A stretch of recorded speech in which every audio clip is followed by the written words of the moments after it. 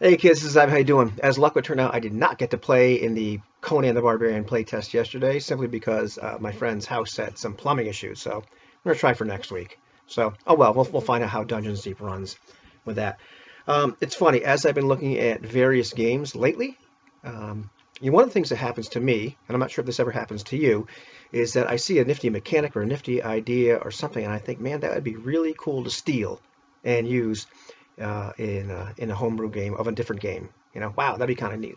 So it's also funny. I remember I was talking to Runeslinger at some point. This is a long conversation, and he said, and I wasn't talking about anything, related to this. And he said, I wonder why so many people feel the need to cobble games together, but athletes don't invent new sports or musicians don't invent new instruments comparatively. I said, well, I got to think about that for a second. Um, and I came back after a while and said, you know what? Guitar players hot rod their guitars and parts of their signal chain effects and amplifiers all the time. And he did mention back that like he sees modding gear as being similar to getting a better dice or a projector. So I said I'll have to think about that a little bit more. But I wanted to talk about this just a teeny bit. Hence the title of this video. Um, you know, um, it is true. It's like maybe hot rod is a bad example. I'll tell you why. Because generally, it's when you hot rod a car, an old muscle car. Because I'm a Pontiac guy. I like a GTO and a Le Mans and a Tempest. But that's a different story.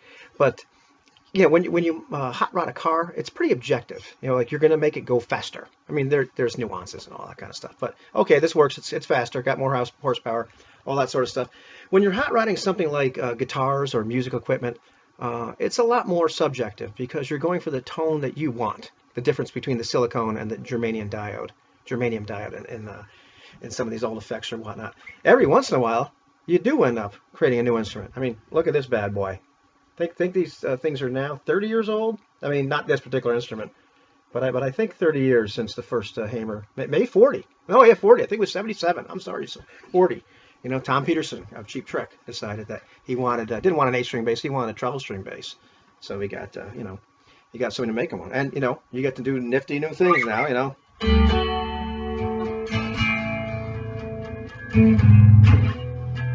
Can't do that with a regular bass. It's a new instrument.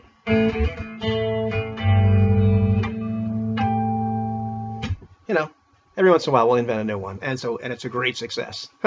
So that's just kind of food for thought. Doesn't really mean too much in terms of role playing games, now does it? But you know, for me, and we're going to talk about, not surprisingly, something like old school D&D. So games, things are based off like the basic D&D platform, all that kind of junk. You see the commercially available ones. Some of them are very close, you know, because all these like Eric from Bloat Games had mentioned recently. These all are based on any little tweaks that are made to them. They're based on the preferences of these guys that wrote the games, that modified the original games.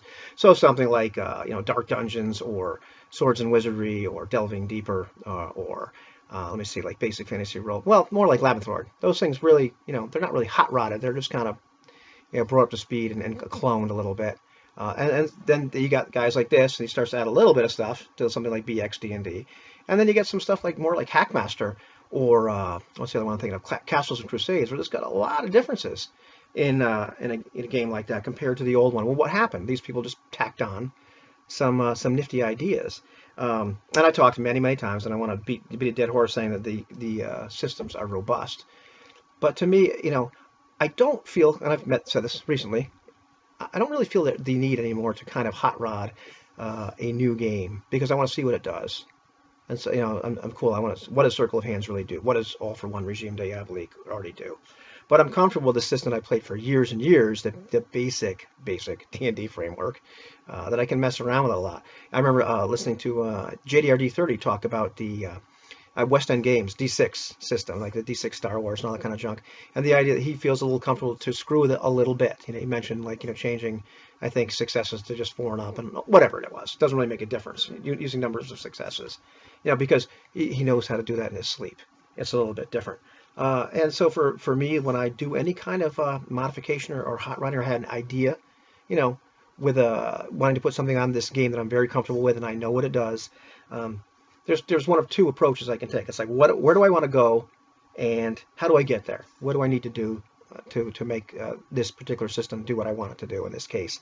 Or, and more interesting to me, as I look at these various games and look at some of the mechanics that something like Circle of Hands uses for some things. And it could be anything. Could be a magic mechanic, how magic works. It could be how, let's replace hit points with something else, like, your combined stats. Like, a lot of games do that, like Ubiquity does. You know, any sort of, let's put in a skill system, or let's make the skill system different, like Castles and Crusades did. Let's completely turn the thing on its head in terms of how the game works, like Dungeon World. Because these are all, when it comes right down to it. Take this idea and let's hot rod it. Let's modify it. So to me, the second one, which I fail to say, more interesting is, what would happen if I did this and I added this, or I took this, so I replaced this part with this other part. What if I replaced this silicone diode with a germanium diode?